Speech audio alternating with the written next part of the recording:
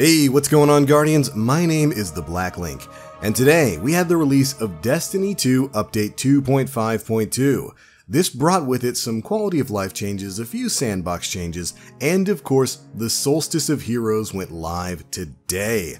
But in this video, we're going to be going through the patch notes that dropped alongside the update. There's really not too many things to cover here, and quite a bit of it is going to be, a rehash of some of the stuff we covered in the TWAB from last week, so we should get through this before too long. Let's go ahead and dive on in. First up, we've got the sandbox changes, and it's, of course, the biggest one most people were waiting for.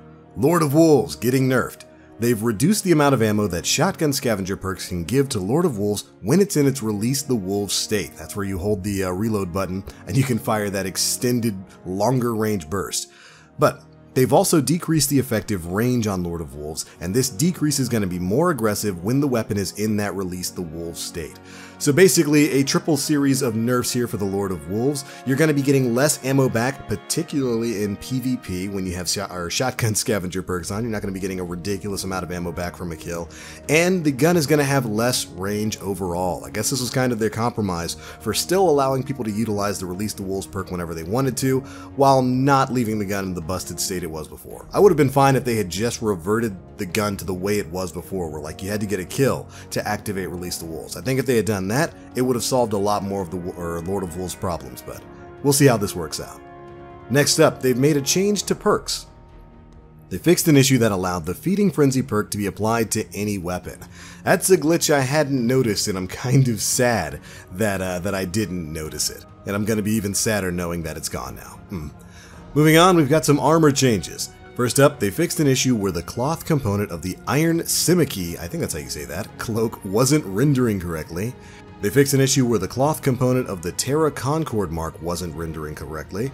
Then next, they fixed a bug where the Titan exotic leg armor Peregrine Greaves glowed 130 times too bright when wearers were at maximum velocity.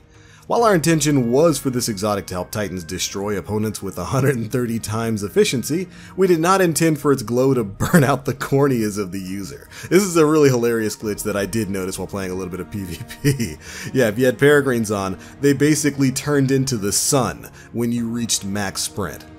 It was actually kind of hilariously great, so I'm sorry to see that your shine as Titans is getting nerfed down a little bit. Alright, moving on, we've got some investment changes. This is some of the stuff we covered before as well. First up, the cheese for the Tribute Hall is being addressed. The Tribute Hall triumphs, the Emperor's Gladiator, and the Scoundrel in Uniform now no longer require you to equip a full set of Leviathan gear to progress. Players will now earn more points based on the number of gear pieces worn, similar to other triumphs. And then for tributes, players will no longer be able to place the Tribute Hall introductory tribute on an alternate character to gain credit for a large number of tributes placed. Players who access the Catalyst or Emote rewards through this method will have those items relocked until they place enough tributes to meet the actual unlock requirements.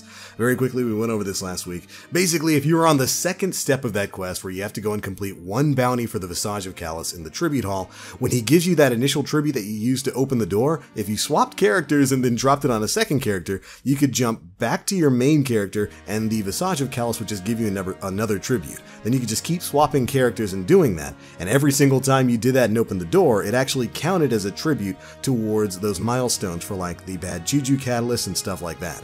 You could actually use it to unlock the Bad Juju super early. So you could go through that quest, get the exotic, and then have the catalyst. And they're not going to be taking away the exotic itself if you cheesed the Tribute Hall like this.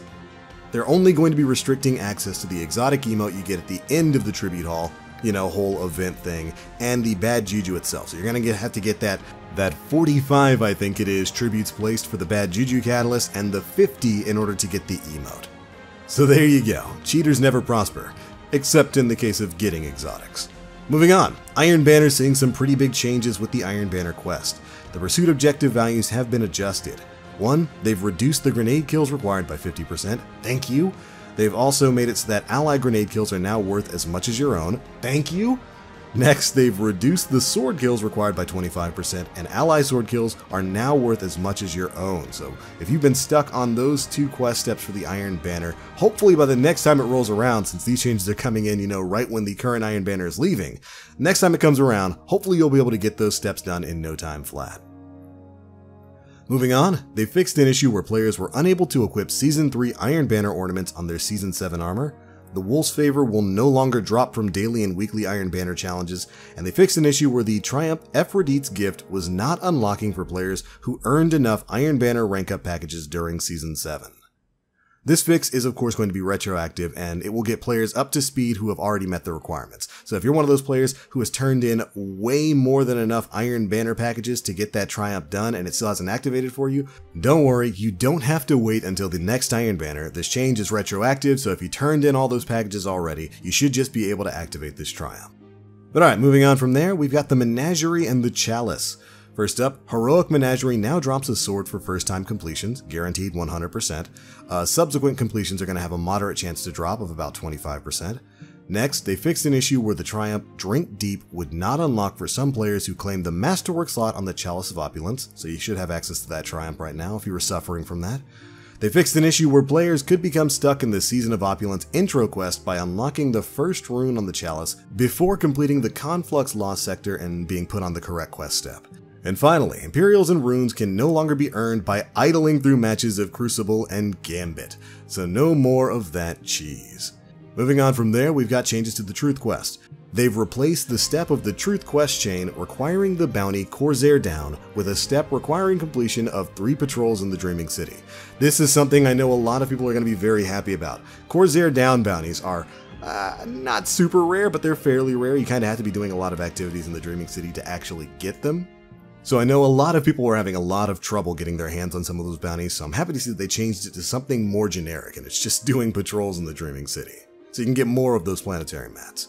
And they fixed a bug where players could become blocked from earning truth if they open the Ascendant chest in the strike Warden of Nothing before being on the appropriate quest step. I didn't even realize that was possible, but I guess with the way it works in just the normal strike, I could see how that would happen. Glad they fixed those glitches. And then finally, we have 2 general changes. They fixed an issue where completion notifications would not appear after players completed bounties, and this will also fix an issue where players would sometimes not spawn during a Crucible match. If you've been having the weird kind of spectator issue in Crucible, we talked about it last week, you basically go into your pursuits, you complete whatever completed bounties in your inventory, and then it'll log you in. Thankfully, you're not going to have to do that anymore. There's going to be no more ghost watching in PvP.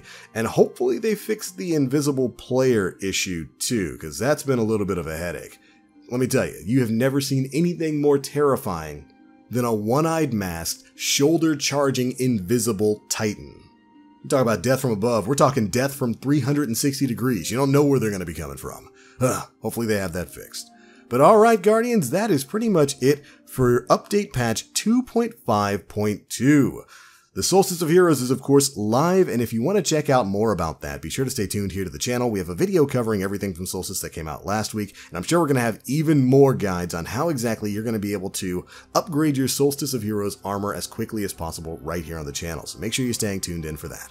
But that's it for this one, Guardians. Thank you all so much for watching. I hope you're having a wonderful day and a great time in the world of Destiny 2.